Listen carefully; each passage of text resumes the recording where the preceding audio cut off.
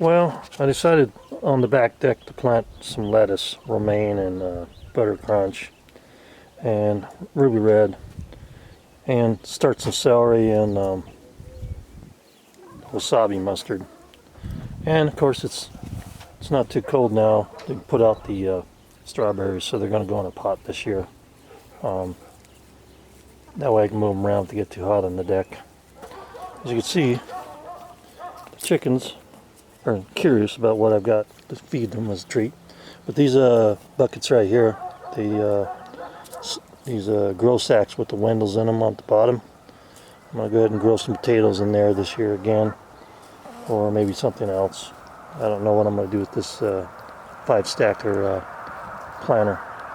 But I've started up,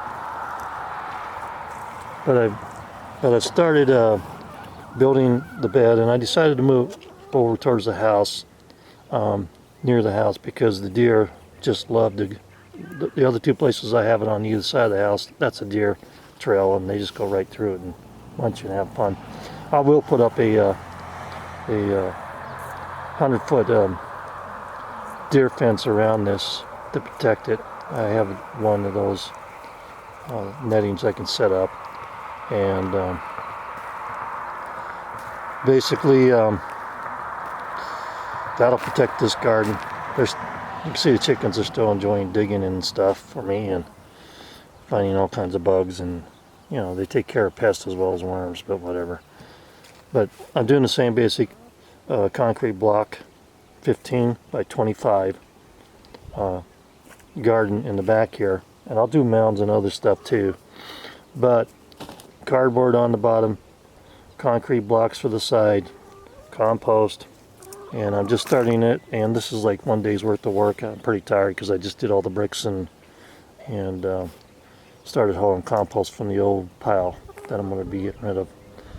And of course there's the coop right there, and beyond that big tractor tire I always talk about that weighs about 400 pounds, right behind it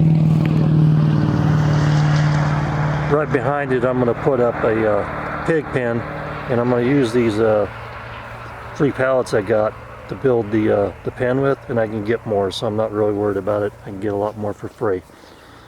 And then over here, where I had the old bachelor quarters for the rooster during most of the winter, so I didn't have to deal with them half the time, I want to remove that, and that's going to go over to here where you see those bricks over there. That's where that's going to go. And then what I'll do is I'm going to build a little cabin with a wood stove in it, kind of like a mother-in-law's apartment or something. I'll build that out of a framing kit, and I'll build a base and lift it off the ground and put a skirting on it, and that'll be a fallback position in case I need heat and I need to run a wood stove. It will be pretty efficient, and I can also let guests stay in that one. So all in all, it's really too early to plant outside for most stuff. I already have carrots growing in the other bed, and I'll just transplant those over because they're pretty small. They can just go straight into this bed. But what I'm going to do is these square bricks here for the decks, what I'll do is I'll take them and I'll crisscross them and section off this entire bed. There you go. There you go. I'll section off this bed with those so I can walk around into this garden without stepping on the dirt, and it'll help separate what my growing sections are. And what I will do is I'll do a part of this which is for plants that'll need high nitrogen, medium nitrogen, and then low nitrogen. And of course I'll make sure that they're all companion plants. So, well, you want to sing for us? Huh? Want to sing some more? Yeah. Yeah, he does that when he wants treats.